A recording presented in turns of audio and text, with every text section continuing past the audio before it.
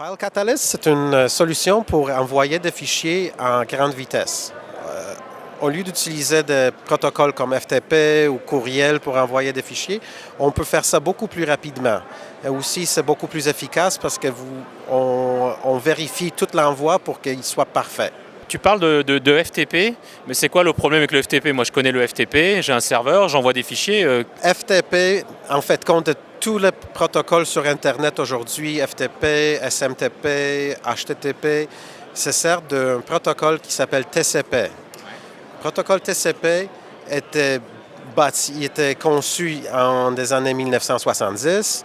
Il n'était pas conçu vraiment pour envoyer des gros fichiers ou beaucoup de données. TCP ne marche pas très bien avec des grands fichiers parce qu'il y a beaucoup de va-et-vient entre celui qui envoie et celui qui reçoit. Est-ce que tu peux imaginer ce que c'est le va-et-vient d'un fichier qui part sur mon tuyau Internet? Que quand j'envoie quelque chose par TCP, je vais t'envoyer un paquet de données, juste un petit peu de données, puis là, je vais attendre pour que tu me dises que tu l'as reçu. Alors, il faut que j'attende à chaque fois que je te renvoie la réponse que j'ai reçue. Puis qu'est-ce qui va arriver quand je t'envoie un petit peu de données? J'attends, je ne fais rien. Pas beaucoup de données qui sont en chemin. S'il y a un délai sur le réseau, là, j'attends beaucoup plus longtemps. Juste pour te donner un exemple. Si j'envoie des données de l'Europe en Australie, il y a presque 300 millisecondes de délai pour qu'un paquet de données soit parti de l'Europe, sera en Australie, puis il revient. Alors, le délai, c'est un peu ce qu'on appelle aussi le ping, c'est ça? Le temps de réponse entre je consulte le serveur distant sur lequel je vais et ça mesure le temps de réponse, en fait, c'est ça? Exactement, le temps de réponse. Fait que si tu attends 300 millisecondes entre l'Europe et l'Australie, qu'est-ce qui se passe? Je t'envoie juste 10 kilooctets de données, puis là, j'attends une tiers de seconde avant de t'envoyer le prochain paquet. Alors là, j'ai compris, ok, c'est ce qui se passe de façon traditionnelle aujourd'hui. Donc, qu'est-ce que File Catalyst apporte que ça ne fait pas? On a conçu notre propre protocole. Le protocole est basé sur UDP. C'est quoi UDP? UDP, c'est un protocole, il n'y a pas de management de la bande passante. Je prends un paquet, je t'envoie. C'est tout. Je ne sais pas si tu l'as reçu, mais c'est pas un problème si on ne sait pas si je l'ai reçu? C'est ça la magie de notre protocole. La magie de notre protocole, on est capable de te dire que, disons, de façon simple, ça fonctionne comme ça.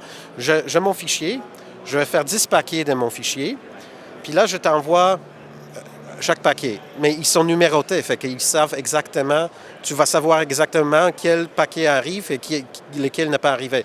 Ils peuvent arriver dans le désordre? Oui, ils peuvent arriver dans le désordre parce que tu sais où les mettre dans le fichier.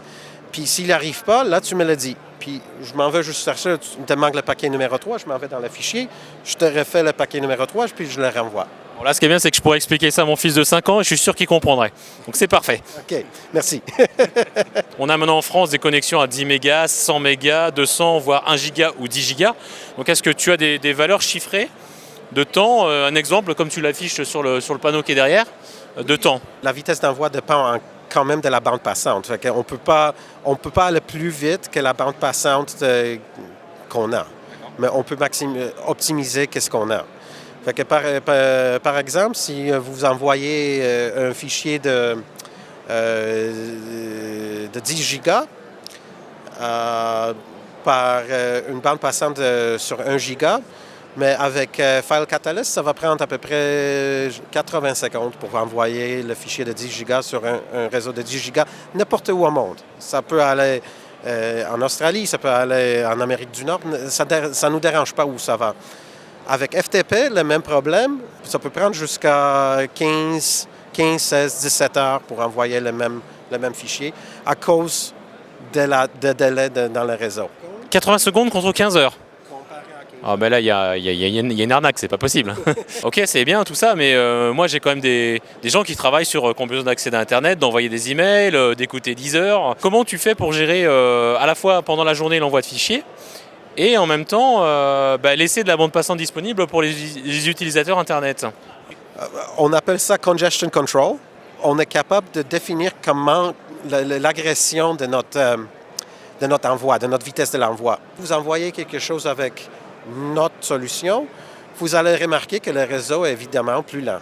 Si vous voulez quand même ne pas avoir de l'agression vers le réseau, mais vous pouvez dire juste que vous voulez aller donner plus de chances à d'autres applications sur le réseau de passer. Naviguer sur l'Internet, envoyer des courriels, ça ne prend pas beaucoup de vitesse. Fait que si vous avez une connexion de 100 mégabits, mais en fait, compte 2 mégabits, ça serait peut-être assez de faire tout ça. Mais la meilleure chose, c'est juste de laisser FireCatalyst gérer tout ça. Fait que... Pour moi, c'est très clair. Je pense que tu as expliqué simplement ce qu'est FireCatalyst. Des idées, revendre la solution FireCatalyst. Donc maintenant, alors, ce qu'on peut faire en plus, c'est qu'on peut vous permettre de tester chez vous cette solution. Donc on va être doté d'une machine qu'on va pouvoir vous prêter pendant quelques jours. Et vous allez effectivement pouvoir voir si ce que John nous a dit est la vérité ou si c'est une pure fiction. Mais je pense qu'à mon avis, vous ne serez pas déçus. En tout cas, merci John de nous avoir reçus. Et puis, à très bientôt.